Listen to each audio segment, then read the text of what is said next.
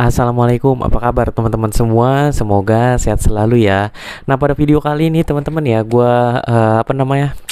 dapat pernyataan ya dari seorang teman kita ya, perawat juga. Jadi dia bilang gini, ya, wah bang, ternyata ikut pelatihan sunat, ya itu belum tentu kita bisa langsung nyunat. Bahkan beliau udah 2 kali ikut pelatihan sunat teman-teman.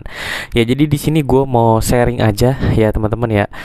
Kenapa bisa begitu ya? Kenapa kita udah ikut pelatihan kok tapi belum bisa? Nah, kalau teman-teman ya mau bisa nyunat ya, pertama menurut gue saran dari gue teman-teman ikutin orang yang udah bisa nyunat ya, perawat atau enggak sejawat kita memang yang sudah biasa nyunat.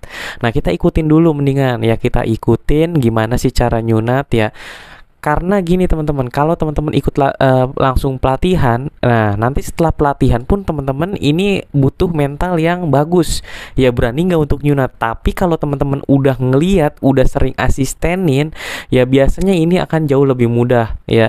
Karena gini teman-teman ya, yang namanya bentuk penis setiap orang itu berbeda-beda, setiap anak itu berbeda-beda.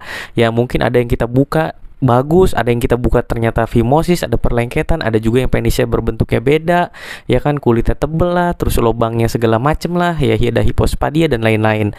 Nah ini teman-teman, kalau menurut gue pribadi, gue juga dulu adalah ngasistenin gitu kan, gue dulu ngasistenin abang gue. Jadi abang gue kalau nyunat gue tuh cuman 2 sampai 3 kali ngasistenin. Jadi gue cuman ngeliat intinya, karena dulu gue belum jadi perawat ya, gue masih sekolah. Jadi waktu itu gue tuh berdasarkan yang gue lihat, oh kayak gitu, terus gue pelajarin dari YouTube ya, channel-channel luar negeri tuh banyak ya yang bahas tentang sunat itu atau enggak hitan. Nah terus dari situ sekarang kan udah zamannya teknik sunat modern ya, akhirnya waktu itu gue beraniin ikut pelatihan ya. Tapi sebelum pelatihan teman-teman, gue minta izin sama teman gue buat ikut nyunat ya. Jadi gue tuh udah, gue ikut aja bro, gue mah nggak usah dibayar, nggak apa-apa, pengen lihat aja gitu kan. Nah tapi kebanyakan ya teman kita ini tuh agak susah ya kalau ngajak kita buat nyunat ya, mungkin dikarenakan kalau nyunat pribadi gitu kan, nyunat bayar umum gitu kan, kalau berdua tuh kan takutnya kesannya gimana gitu kan di mata keluarga pasien. Mungkin kita juga jadi yang yang teman kita yang udah jago nyunat juga kan kadang-kadang ngerasa terbebani mungkin, tapi nggak semua orang kayak gitu ya teman-teman ya. Bahkan tuh gue susah banget dulu buat minta diajarin sunat gitu kan. Udah gitu dulu sunatan massal pun ya itu gue jarang banget ketemu ya, karena waktu itu di rumah sakit itu biasanya yang tim sunatan massal itu udah ada ya kan. Waktu itu gue pokoknya nggak dapet kesempatan sama sekali buat yang namanya ngasistenin ya. Gue bukan nyunat ya, ngasistenin tuh gue nggak dapet kesempatan sama sekali. Nah akhirnya gue ikut pelatihan teman-teman, pelatihan sunat. Gue ikut pelatihan super ring ya. Kebetulan banget waktu itu Pak Andri Suwarno ya, owner dari super ring ini ngisi acara tersebut ya. Dan beliau bilang ya coba aja, pokoknya coba aja dulu. Kita nggak pernah tahu kalau kita nggak nyoba hasilnya tuh akan gimana ya. Nah itu gue jadi termotivasi banget teman-teman. Ya iya bener sih, tapi awal-awal gue mau nyunat tuh gue takut banget. Nah ini tips dari gue ya, kalau buat teman-teman yang belum pernah sunat ya, belum pernah ngelihat tindakan hitan ya, saran gue ikut dulu dah ngasistenin ya. Biasanya ada kok teman sejawat kita yang baik, yang kita tuh diajak, itu pasti ada insya Allah ya. Emang kalau nyari ilmu tuh ya kayak gitu teman-teman ya, kadang ada yang mau berbagi, kadang juga banyak juga yang gak mau berbagi. Nah itu sulitnya, kalau yang udah gak mau berbagi ya udah kita ganti orang aja ya.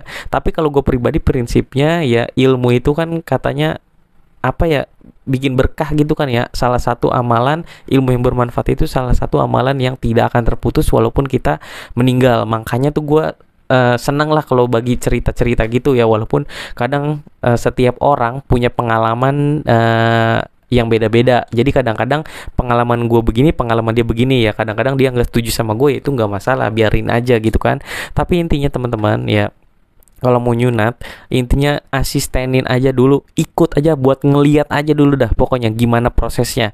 Kalau saran dari gue, kalau lu udah 10 kali ngeliat ya, terus udah pede ya bismillah gitu kan. Nah terus aktif di grup-grup sunat ya teman-teman. Nah biasanya ada kok, itu tuh ada kalau di sekarang tuh ada Hipraksi, ada OSI ya yang gue ikutin tuh, gue pantau terus ya. Di situ banyak juga pengalaman-pengalaman yang lain dan ilmu-ilmunya ya. Terus apalagi ya, terus teman-teman ya, ketika gue udah selesai pelatihan akhirnya gue nyebar apa namanya, selebaran ya, bukan selebaran sih, tadi gue broadcast di status WhatsApp, gue minta tolong di grup-grup ya.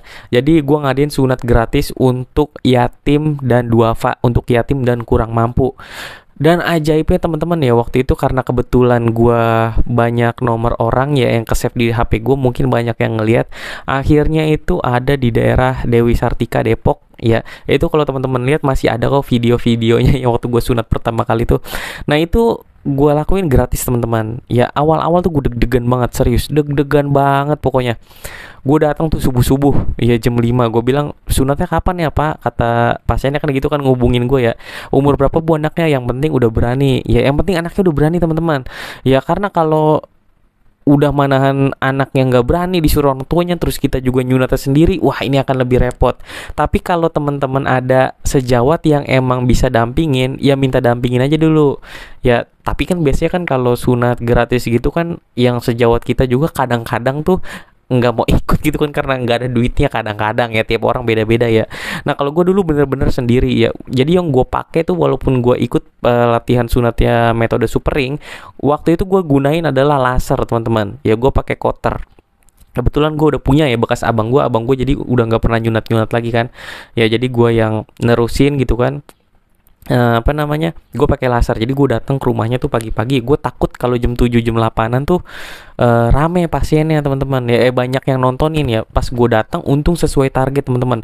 Jadi rumahnya ya sempit lah teman-teman ya. Teman-teman bisa lihat ya di video gue yang dulu-dulu tuh tentang sunat berbagi ya.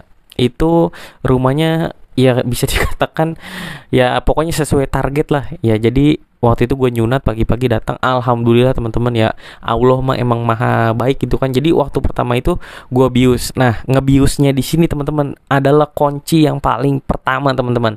Dulu gue pakai lidokain dan sistemnya gue suntik teman-teman ya. Karena bocahnya udah berani, waktu itu nggak berontak-berontak teman-teman. Jadi bocahnya cuma nangis doang tapi nggak kelabakan yang gimana-gimana. Ya gue pakai lidokain ya, gue semua karena berbekal gue di UGD dulu ya. Intinya gini teman-teman, kalau masalah bius ya, kalau lu mau potong di sebelah sini ya lu bius aja di situ kasar gitu. Tapi kan kalau dalam teknik sunat di blok dulu ya teman-teman ya, paling enak tuh ngelingkerin ya kan. Udah habis itu pokoknya gue nunggunya tuh agak lama teman-teman ya, nggak bisa buru-buru, 5-10 menit tuh baru reaksi lidokainnya. Jadi nggak ada rasa tuh sekitar 5-10 menit ya, baru bereaksi tuh lidokain. Nah akhirnya udah gue jepit-jepit semuanya, nggak ada yang sakit. Nah kalau udah nggak ada yang sakit baru dimulai. Tapi kalau masih ada yang sakit jangan dilanjutin teman-teman. Yakinin sama si anak ini sakit atau berasa. Kalau orang yang ketakutan berasa aja tuh dibilang sakit. Nah ini nanti yang bikin kita repot, apalagi kalau kita masih pertama kali. Waktu itu alhamdulillahnya Allah baik ya gitu. Jadi gue baca bismillah, baca doa mulu dah. Anaknya kooperatif banget, keluarganya juga kooperatif ya. Di situ gue unit udah gue buka, pas dibuka juga gampang teman-teman, nggak ada perlengketan sama sekali. Pas dibuka langsung udah kebentuk. Nah ini di sini gue langsung marker teman-teman, jadi gue garisin pakai spidol, gue garisin, udah habis itu gunting apa namanya, dijepit ya. Terus pastiin gland penisnya tuh nggak ada, kosong ya. Jadi udah habis itu gue cutter, thread. Abis di cutter, alhamdulillah teman-teman ya, yang gue pakai tuh cutter-nya gede ya, merek Mac gitu teman-teman. Jadi harus dicolok kabel ya, bukan cutter portable ya. Nah itu minim banget perdarahan ya. Jadi waktu itu tuh nggak ada perdarahan sama sekali, nggak ada bleeding sama sekali ya. Udah habis gue buka. Nah waktu itu gue belum main trimming mukosa ya. Jadi mukosanya gue nggak terlalu bisa pendekin ya, nggak bisa rapih gitu kan. Tapi yang penting intinya sunatnya tuh udah apa namanya, udah tercapai, intinya udah disunat ya. Mau bentuk kayak gimana akhirnya udah gue jahit ya. Jadi gue juga baru tahu makin kesini semakin banyak jahitan di lingkarannya nanti jadinya akan semakin rapi ya. Tapi itu kan semua butuh pengalaman gitu ya teman-teman ya. Gue juga Baru beberapa akhir-akhir ini aja tuh pakai trimming mukosa, terus dirapihin, pendekin ya. Terus gimana caranya biar bagus, biar estetik gitu ya. Nah, tapi dulu-dulu gue juga udah habis gue potong kalau gue tuh motong alhamdulillah dulu tuh selalu mukosanya pas teman-teman. Jadi enggak kebagian yang mukosanya masih gleber-gleber tuh enggak. Ya alhamdulillah gitu kan dapat anaknya yang kayak gitu. Ya udah habis itu gue jepit, gue potong, udah habis itu gue hecting. Ya banyak gue hectingnya. Ya dulu bahkan gue belum bisa hacking yang ngikat itu, gue nggak ngerti tuh yang diikat di jam 6 jam, yang disimpul di jam 6 tuh gimana, gue nggak ngerti ya, belum ngerti gue. Jadi waktu itu gue jahit biasa cuman banyak teman-teman ya, jadi minim perdarahan, alhamdulillah waktu itu selesai begitu aja. Itu sunat yang pertama kali gue lakuin ya. Jadi intinya butuh keberanian. Nah selesai sunat teman-teman, selesai sunat tuh gue tetap pantau. Jadi selesai sunat ya udah, maksudnya gue tetap pantau, gue WA gitu, bukannya kita nggak WA sama sekali. Walaupun kita tuh takut ya kalau ada yang nanya, mas ini gimana ya kok begini ya, itu tuh deg-degan banget teman-teman. Tapi alhamdulillah ya, berkat ya pokoknya kita bener-bener intinya gini teman-teman, kalau teman-teman mau sunat pakai metode apapun, teman-teman ngerti dasarnya, ngerti cara ngentiin perdarahan ya. Waktu itu gue siap epinephrine teman-teman sama ini alginat, kas alginat ya, jadi bukan nanti perdarahan. Tapi alhamdulillah ya, karena tahu mungkin ya niat kita baik ya, Allah juga bantu kita gitu. Itu tuh gue di daerah Dewi Sartika mungkin ada hampir 8 sampai 10 anak gue kerjain, tapi itu beda-beda hari ya. Jadi sehari gue tuh ngerjain cuma satu ya, karena waktu itu gue belum jadi pro player kasarnya gitu kan ya. Sekarang juga masih banyak belajar ya. Semakin kesini gue nyunat itu semakin ketemu yang aneh-aneh teman-teman kasusnya. Ada yang fimosis grade 4 ya, pokoknya rapet teman-teman. Gue nggak mau kalau, jadi intinya gini teman-teman ya, yang gue mau sampein, kalau kita mau sunat, mau nyunat anak, sampein aja dulu apa yang kita mau lakuin, resikonya apa. Biasanya gue bilang resikonya biasanya infeksi setelah sunat, karena kalau sunat ini adalah anak sehat yang kita bikin sakit teman-teman.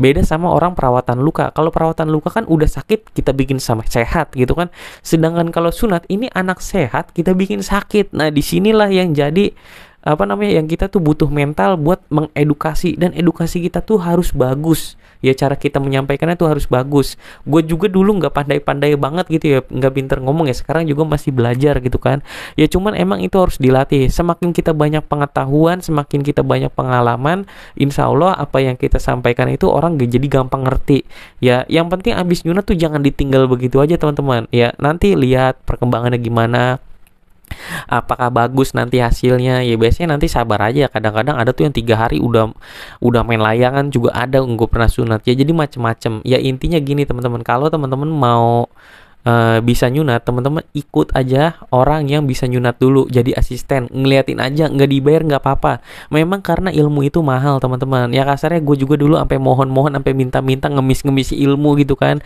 Ada sejawat yang oke, ada juga yang gak oke. Ya udah, kita gak usah berkecil hati, namanya juga kita nyari ilmu gratis gitu kan. Nah kalau ada pelatihan ikutin ya. Gue juga masih kadang suka ikut pelatihan gitu kan, tapi kalau nyunat gue jarang yang, jadi sekarang lebih fokus ke luka gitu kan. Walaupun sekarang tuh sunat ada aja gitu ya, sunat kalau liburan sekolah ya masih kebagian lah ya, 1-2 anak tuh masih kebagian ya. Terus juga walaupun teman-teman nanti udah bisa nyunat nih ya, Allah itu tahu niat baik kita teman-teman ya. Usahain ya sering-sering lah ngadain sunat gratis ya.